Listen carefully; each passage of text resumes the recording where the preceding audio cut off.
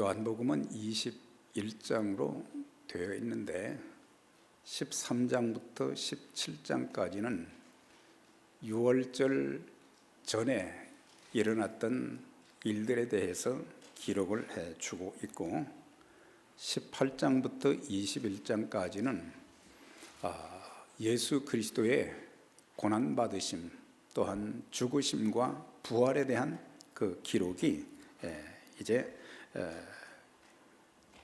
있는 것을 보게 됩니다. 그래서 요한복음의 핵심 메시지는 예수 그리스도의 십자가와 부활이 되는 것입니다. 오늘 본문은 주님께서 로마 군인들에게 체포되시기 바로 전날 밤 제자들과 만찬을 하던 과정 중에 있었던 내용으로 우리에게 세 가지 중요한 교훈을 주고 있습니다. 첫 번째는 때를 따라서 사신 주님의 모습을 보게 됩니다.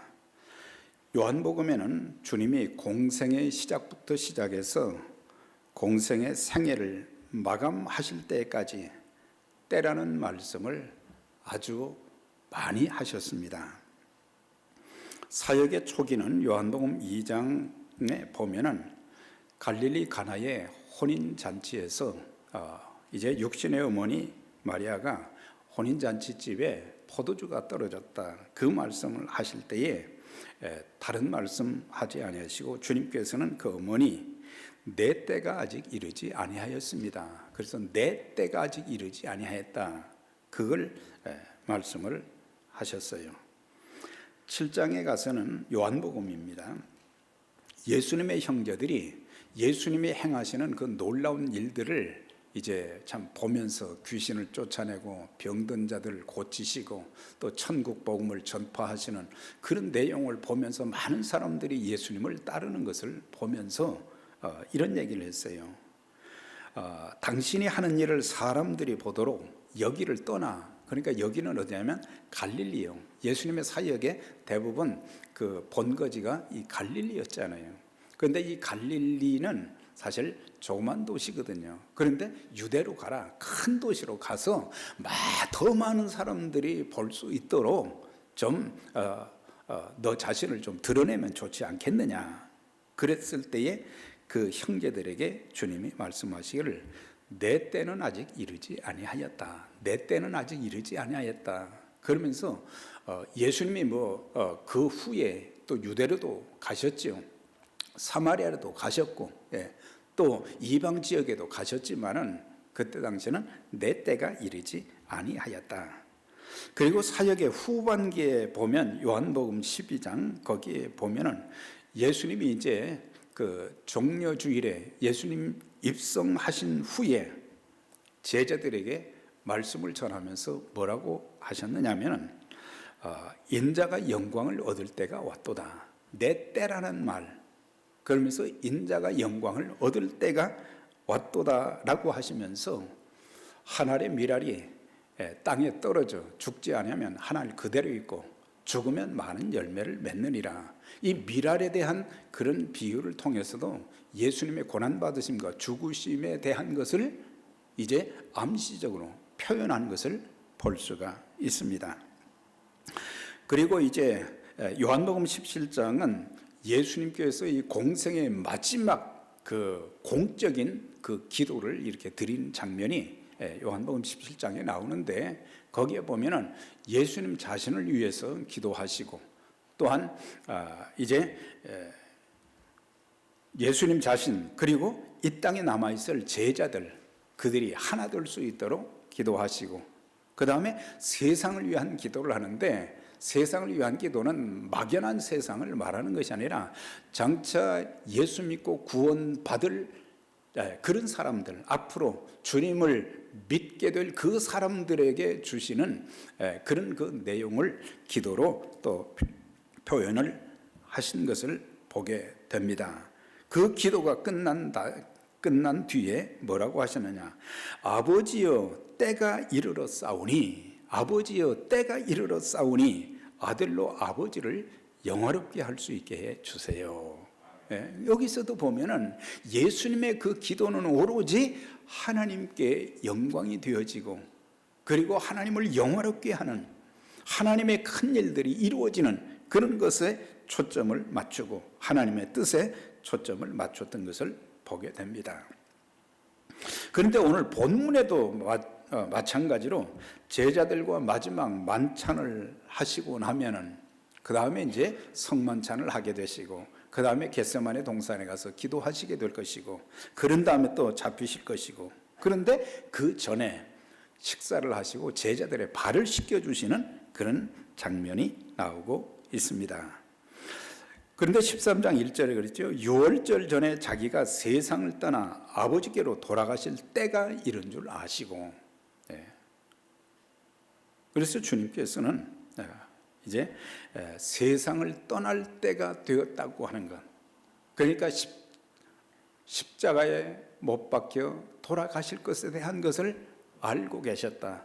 단순히 죽는 것이 아니라 아버지께로 돌아가실 때가 된 것을 아셨다 그랬어요. 또 3절에도 그랬죠. 저녁 먹는 중 예수는 아버지께서 모든 것을 자기 손에 맡기신 것과 또 자기가 하나님께로부터 오셨다가 하나님께로 돌아가실 것을 아시고 그랬어요.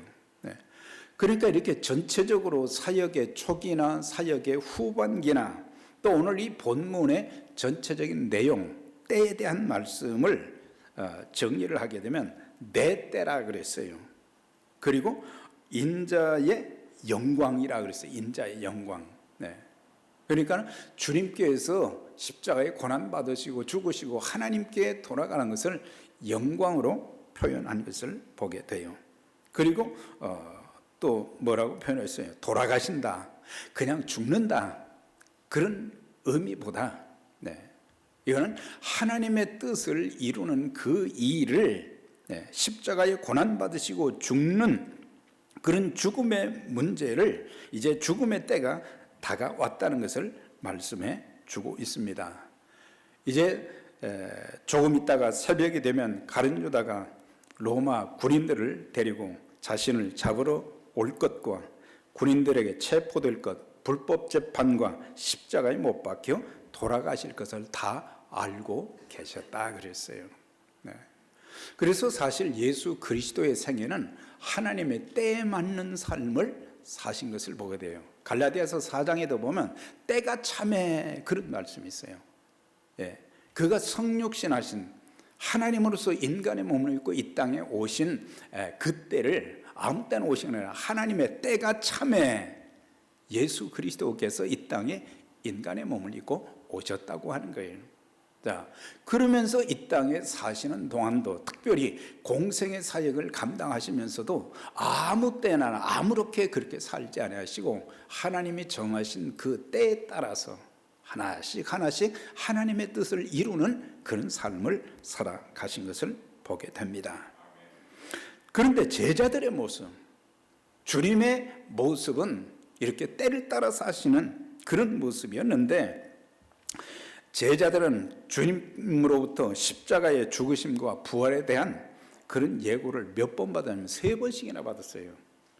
인자가 고난받고 또한 십자가에 못 박히고 또한 죽게 되고 부활하게 될 것, 다시 살아날 것, 그걸 계속해서 여러 차례 말씀을 해 주셨는데 제자들은 그게 무슨 말씀인지도 깨닫지를 못했어요. 사실 우리가 신앙생활을 하면서 참 어떤 분들은 참 지혜롭게 또 하나님의 말씀의 뜻을 잘 깨닫고 이렇게 그 말씀에 순종하면서 섬기면서 사는 분들도 있지만은 또 어떤 분들은 전혀 하나님의 뜻을 잘 깨닫지도 못하고 겨우 그냥 내 믿음 지키는 그 수준에서 살아가는 경우들을 참 많이 보게 됩니다. 이렇게 예수님께서는 심각하게 그 십자가의 고난과 죽으심, 부활에 대한 말씀을 해 주셨음에도 전혀 깨닫지 못했고, 또 그 제자들 중에 야고보와 요한은 주님이 예루살렘에 입성하시면 이스라엘의 왕이 되는 줄 착각을 했어요. 그러면서 하나는 우편에 하나는 좌편에 앉게 해달라. 이 제자들 둘이 그렇게 3년 동안 말이죠, 예수님을 통해서 그렇게 말씀을 듣고 함께 지나시면서 예수님의 마음도 알고 그래야 되는데, 그런 것은 전혀 상관없이 하나는 우편에 하나는 좌편에 높은 자리는 다 차지하겠다고 하는 거예요. 거기서 끝났으면 그래도 좀 괜찮은데, 그 어머니까지 나서가지고 예수님께 와서 우리 아들들 둘 높은 자리에 좀 앉게 해달라고. 참 그런 것을 보게 될 때에, 그러니까 그 제자들이 말이에요, 다른 제자들이 그 얘기를 듣고는 막 화가 잔뜩 난 거예요. 그래서 자기들끼리 서로 말이죠, 다투는 거예요. 예수님이 예루살렘 성에 입성하시기 전에 예루살렘으로 가는 과정에서도 그들이 무슨 얘기를 하면서 예수님 뒤를 따랐느냐, 누가 높은가, 거기에 관심이 있었어요. 예수님은 지금 십자가를 생각하고 고통스러운 죽음을 생각하고 하나님의 뜻을 이루기 위해서 예루살렘으로 올라가시는데, 제자들의 그 모습이 참 3년 동안 그렇게 훈련받았다고 하는 사람들의 그 상태가 너무나도 영적으로 참 수준이 낮은 것을 보게 됩니다. 그리고 또 예수님께서 여기서 만찬하시고 또한 제자들의 발을 씻겨주시고 그 다음에 하신 것이 성만찬이잖아요. 주의 만찬. 떡을 떼어주시면서 이것은 너희를 위한 나의 몸이다. 그 다음에 잔을 주시면서 이것은 너희를 위한 나의 언약의 피니라.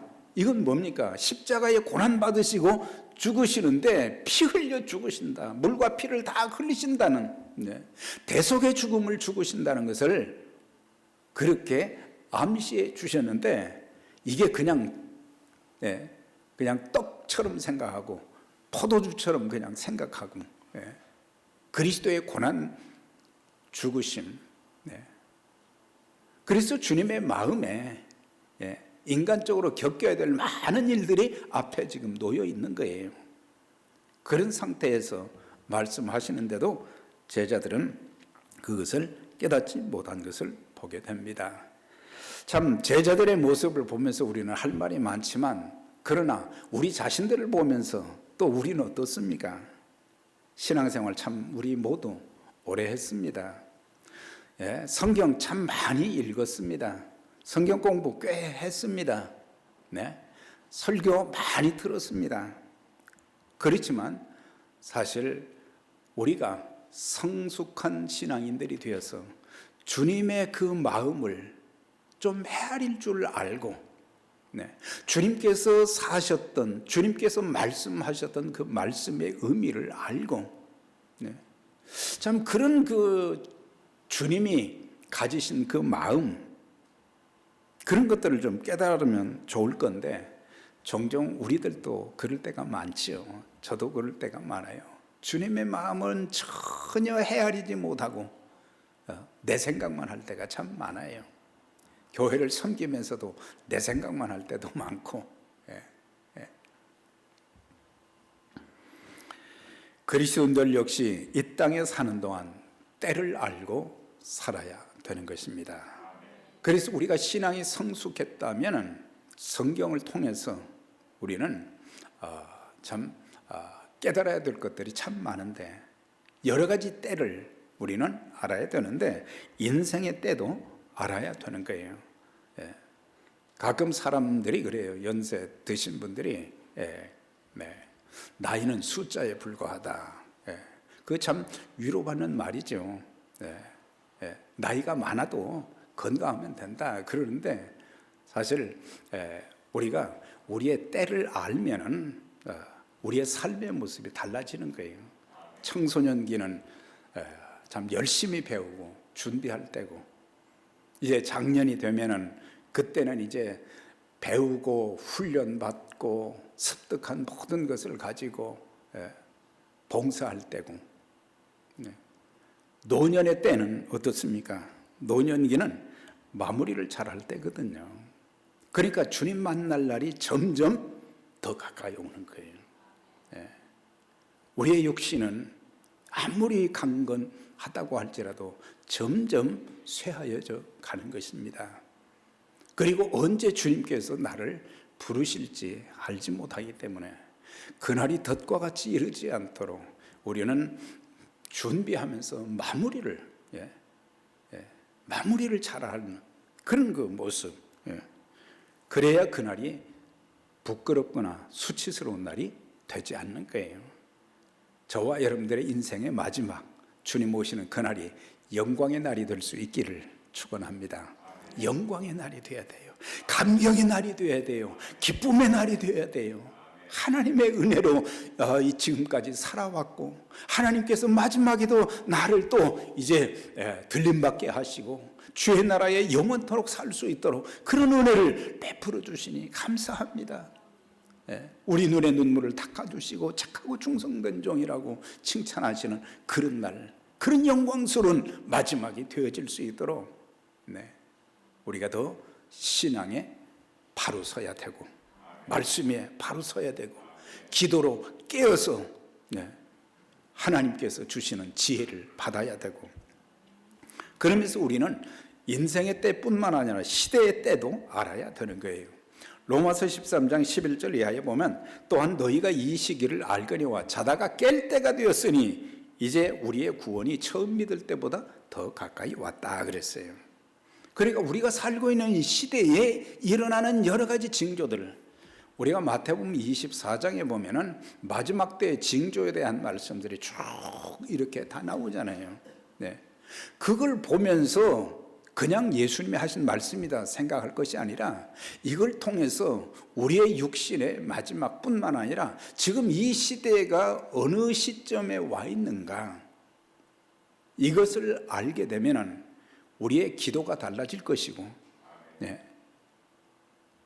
아무렇게나 사는 사람들 위해서 기도하게 될 것이고, 죽어가는 영혼들, 주님 없이 죽어가는 그 영혼들에 대한 관심도 생길 수 있는 것이고, 우리의 또한 모든 신앙생활 자체가 참 정신 차린, 얼마나 많은 사람들이 영적인 잠을 자면서 깨닫지를 못하는 그런 경우들이 많습니까? 우리의 구원이 처음 믿을 때보다 점점 지금 가까이 다가오고 있다고 하는 거예요.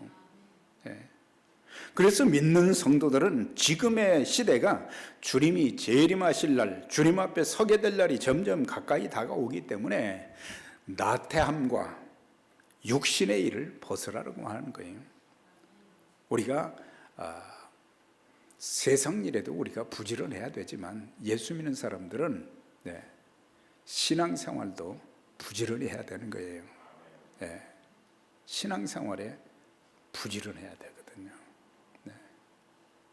부지런한 사람들은 기도하게 되고, 부지런한 사람들은 말씀의 끈을 놓지 않게 될 것이고, 부지런한 사람들은 하나님께서 내게 주신 참 은사와 재능과 물질과 또한 직분을 가지고 내가 더 아름다운 모습으로 섬기려고 작정하게 될 것이고, 그래서 신앙과 삶이 달라지고 변화가 있게 되고, 변화만 끝나는 것이 아니라 하나님이 주시는 은혜도 또 엄청 크기 때문에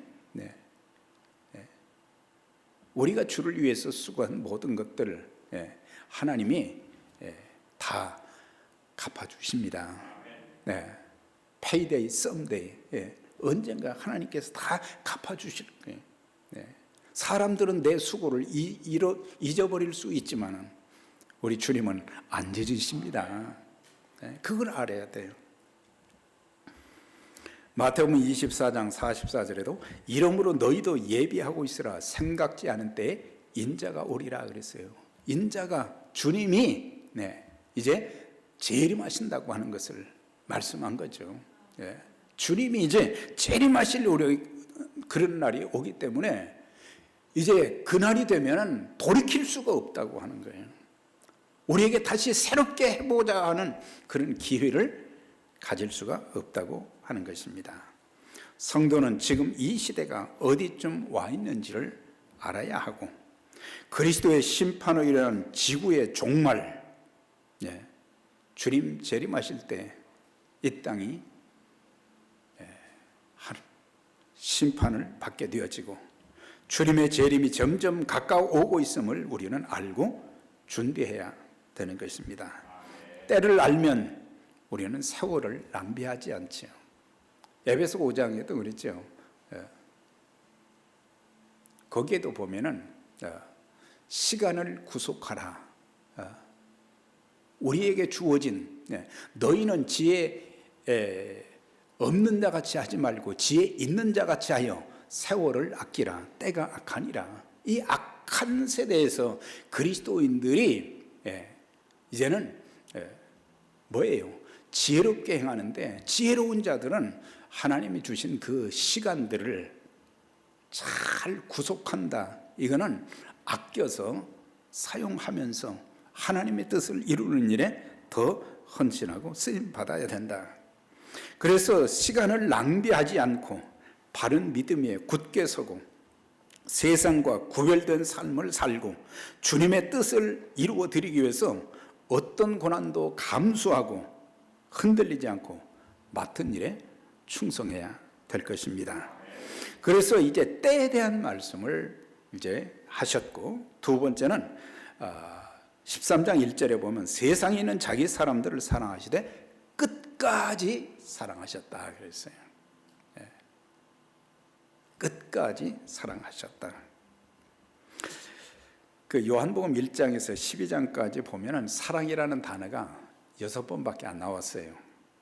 그런데 13장에서 17장까지는 작은 분량인데도 사랑이라는 단어가 31번이나 나왔어요. 31번이나. 그만큼 사도 요한을 통해서 주신 하나님의 말씀 중에 사랑을 강조하신 것을 보게 됩니다. 그래서 주님께서는 세상에 있는 자기 사람들을 사랑하시되 끝까지 사랑하셨다. 그런데 그 다음 구절에 보면 마귀가 벌써 가룟 유다의 마음에 예수 팔려는 생각을 넣었더니 그것까지도 알고 계시면서, 성경에는 예수께서 그 제자들 발 씻겨 주실 때에 누구 발부터 씻었을까? 이런 질문을 하는 사람들이 있었어요. 누구 발부터 씻었을까? 베드로? 아니다. 가룟 유다의 발부터 씻으셨다. 이것 말이죠. 가룟 유다를 씻기지 아니하면은 다른 사람들은, 가룟 유다를 씻고 나면 다른 사람들 발 씻어주는 건 더 쉽다는 거죠. 그러니까 정말 그런 상황 속에서도 주님께서는 사랑하시고 섬기셨다고 하는 것을 가르쳐 주고 있어요. 예수님 제자들, 신분이 특출난 사람들이 하나도 없었어요. 그런 사람들을 선택하시고 그런 제자들을 이제 계속 말씀으로 가르쳐 주시고 또 그들에게 본을 보여주시고, 그리고 장차 주님의 뒤를 이어서 주님이 하셨던 사역을 계승토록 그렇게 모든 노력을 다 쏟아 부으셨는데도 제자들의 그 행위는 참 너무 실망스러웠어요. 이제 오늘 밤이 지나면 주님께서는 억울하게 체포되시고 재판받으시고 고난받으시고 죽으시게 될 것인데, 예수님 제자들은 뭐예요? 서로 중요한 높은 자리에만 앉겠다고 자리 다툼하고 세상 영광에 눈이 어두워졌던 것을 볼 수가 있어요. 그래서 주님께서 하도 답답하시니까 이렇게 물으셨잖아요. 너희는 내가 마시는 잔을 마실 수 있느냐? 내가 마시는 잔이 뭐예요?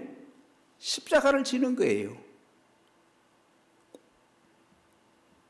잔인하게 채찍에 맞고 가시면류관을 쓰시고, 옆구리에 창에 찔리시고, 고통 가운데 죽게 될 그 현실을 말씀한 거예요. 고난과 죽음을. 그런데 이 두 제자가 뭐라고 했어요? 그냥 포도주 잔 하나인 줄 알았어요. 마실 수 있습니다.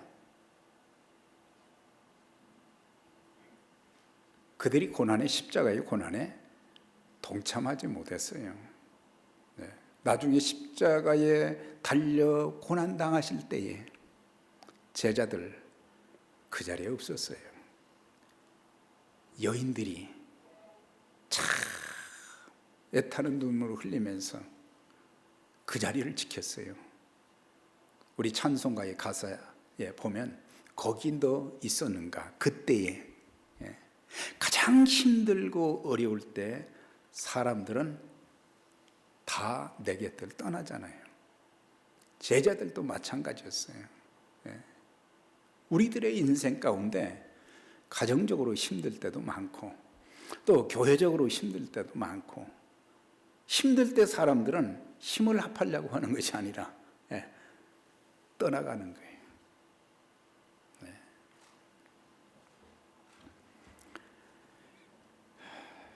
마태복음 26장 33절 이하에 보면 너희가 다 나를 버릴지라, 주님께서 그 말씀을 하셨을 때 베드로가 이렇게 대답했어요. 모든 제자들이 다 주를 버릴지라도 저는 결단코 안 버리겠습니다.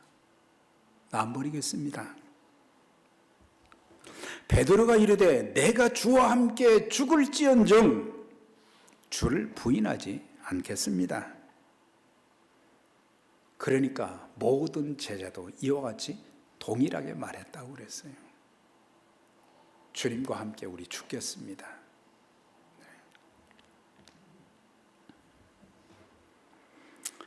그렇게 큰 소리 쳤던 제자들은 주님께서 십자가를 지시고 채찍에 맞으시면서 골고다로 가실 때에도 십자가에 못 박혀 이제 고통을 당하시는 그 현장에서도 찾아볼 수가 없었다고 하는 것입니다.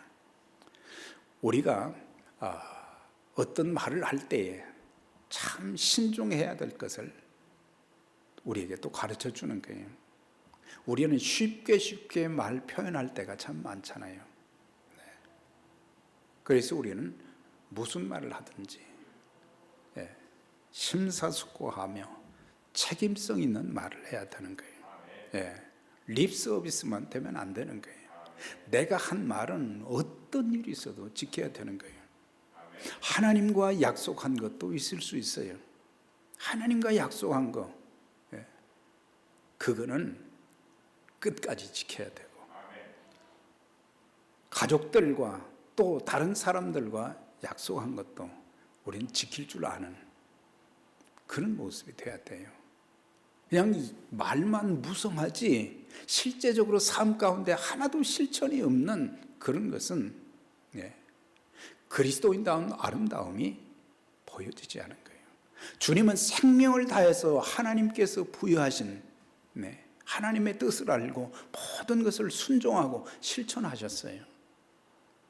그래서 하나님의 큰 일들이 많이 이루어질 수 있었던 거예요.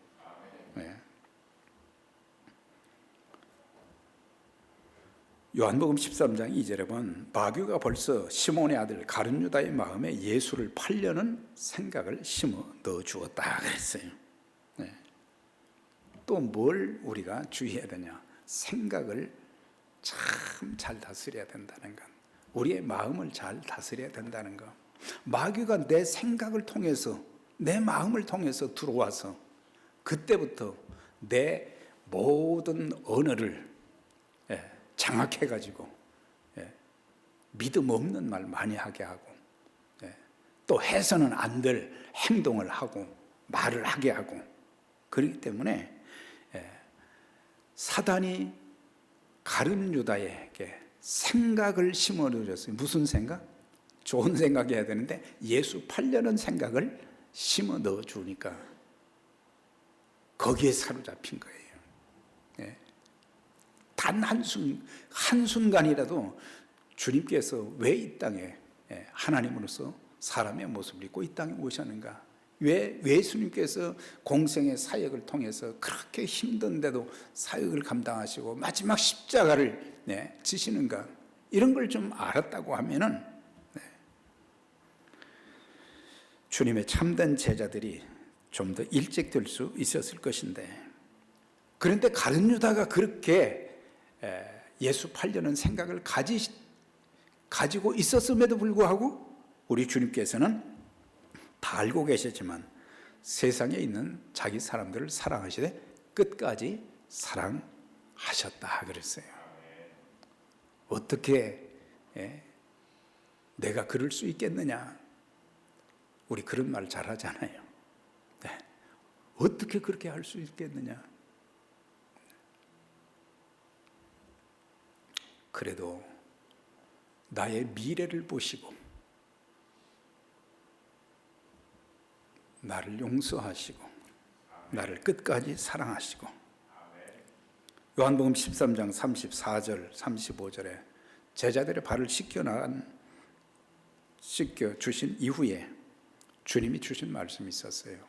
새 계명을 너희에게 주노니 서로 사랑하라. 내가 너희를 사랑한 것 같이 너희도 서로 사랑하라. 너희가 서로 사랑하면 이로써 너희 모두가 내 제자인 줄 알게 될 것이다 그랬어요.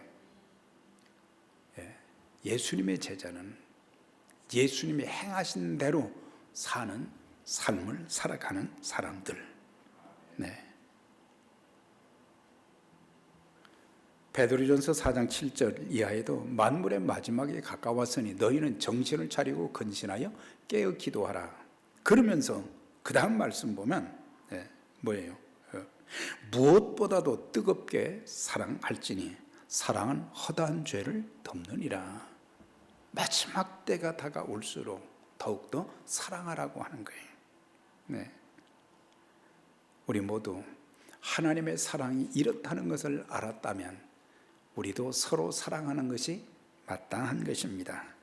부부간에도 서로 사랑하고, 성도들끼리도 서로 사랑하고, 부모 자녀 간에도 서로 사랑하고, 잃어버린 영혼에 대해서도 사랑하는 마음으로, 나를 힘들게 한 사람들도 사랑함으로, 그런 사랑이 있어질 때 그리스도의 사랑을 실천하는 것이 되는 것입니다. 세 번째 끝으로 보면은 끝없는 섬김의 본을 보여주신 주님. 우리 주님께서는 지난 3년 동안도 십자가를 앞두시고도 십자가에 달려 운명하시기까지 끝까지 섬기셨던 것을 볼 수가 있어요. 특별히 13장 4절에 보면 저녁 잡수시던 자리에서 일어나 겉옷을 벗고 수건을 가져다 허리에 두르시고 이에 대야에 물을 담아 제자들의 발을 씻기시고 그 두르신 수건으로 발을 닦아 주셨다.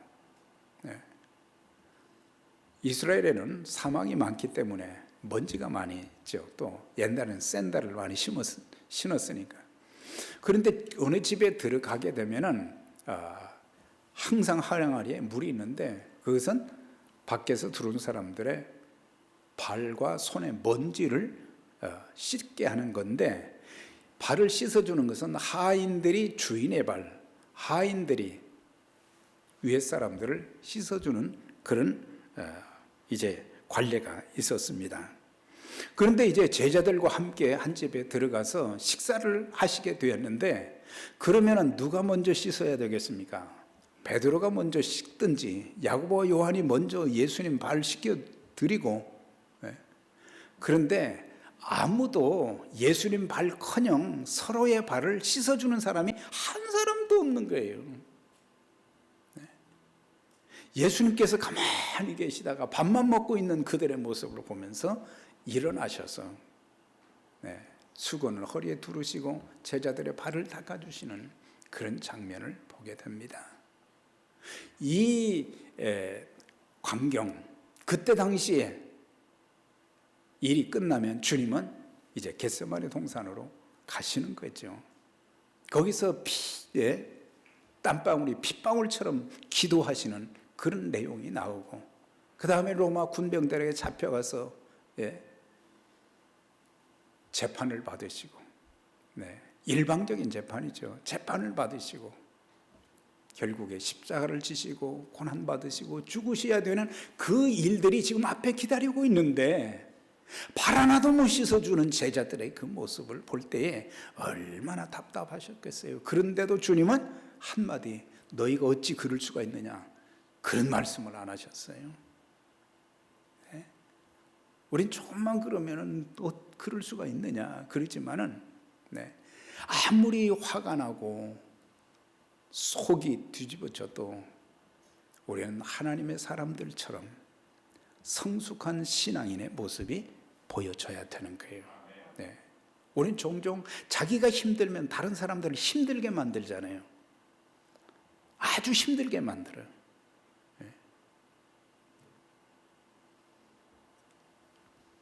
우리는 내가 아무리 힘들고 어려워도 다른 사람에게 내 불편한 그 감정을 표현하고 마음 상하게 하고 마음 아프게 하고 가시가 찌르는 것처럼 그렇게 하면 안 되는 거예요. 성숙한 그리스도인, 그리스도의 참된 제자의 그런 모습처럼 우리가 행할 필요가 있는 거예요. 주님께서는 자신이 당하실 일이 얼마나 고통스럽고 힘든 일인지 다 알고 계시면서도 끝까지 사랑하시고 섬기신 것을 보게 됩니다.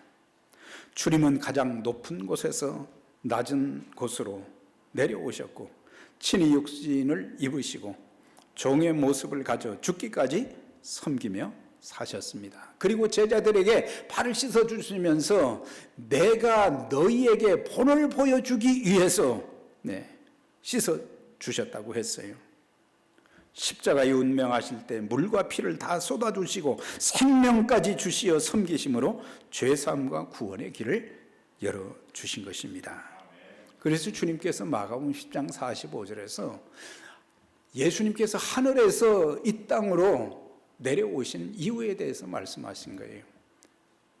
인자가 온 것은 섬김을 받으려 함이 아니라 도리어 섬기려 하고 자기 목숨을 모든 사람의 대속물로 주려 함이니라, 그렇게 말씀하셨어요. 자신의 몸을 결국에는 모든 사람들이 구원받을 수 있도록 영생을 얻을 수 있도록 그 일을 닦아주시기 위해서 대속물, 내가 죽겠다는 거죠. 내가 모든 사람들의 죄를 다 덮어쓰고 내가 죽겠다.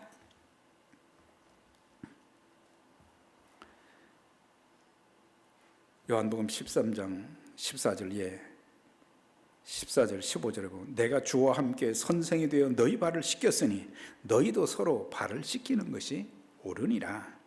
내가 너희에게 행한 것 같이 너희도 행하게 하려 하여 본을 보였노라 그랬어요. 우리는 주님이 행하신 그 일들을 우리가 본을 받아서 또 다른 사람들에게 그렇게 하는 것이 그리스도의 참된 제자가 될 수 있는 것입니다. 오늘의 시대는 말보다 본이 필요한 시대예요. 특히 중요한 직분자들, 또 나이가 많은 분들, 왜 이러냐 저러냐 그거보다는 먼저 본을 보이는 자세가 되어지면 그걸 보고 배우게 되는 거예요. 그걸 보고 배우게 되는 거예요. 이제 정리하겠습니다. 7절에 시몬 베드로에게 이르시니 가로되 주여 주께서 내 발을 씻기시나이까? 예수께서 가라사대 나의 하는 것을 내가 이제는 알지 못하나 이후에는 알리라. 예수님이 발 씻어준다 그러니까 좀 진즉 일어나서 좀 발 좀 씻겨드리지. 사실 지도자는 어떤 사람들입니까? 섬기는 자들이거든요. 지도자는 군림하는 자들이 아니라 섬기는 자들이에요. 주님께서 하신 말씀을 정리하면 지금은 너희가 알지 못하지만 이후에는 알게 된다. 그건 언제요? 이제 성령이 오시고 성령의 충만함을 받고 나면 그때부터 달라지게 될 것을 주님은 멀리 내다보신 거예요. 우리에게 뭘 가르쳐 줍니까? 언젠가는 저들도 변화될 날이 오게 될 것이다. 예수님은 그렇게 내다보신 것처럼 우리들도 마찬가지로 우리는 지금의 모습만 보면서 우리가 뭐가 이렇고 저렇고 하는 것보다는 멀리 내다보면서 하나님께서 저 사람을 터치하실 날이 곧 오게 된다. 저 사람이 말씀과 기도로 성령의 감동함으로 놀라운 변화를 일으키고 하나님께 크게 쓰임받을 그런 날들이 오게 될 것이다. 멀리 내다보는 것. 사람에 대해서도 교회에 대해서도 지금 모습 보지 말고 좀 멀리 보라고 하는 거예요.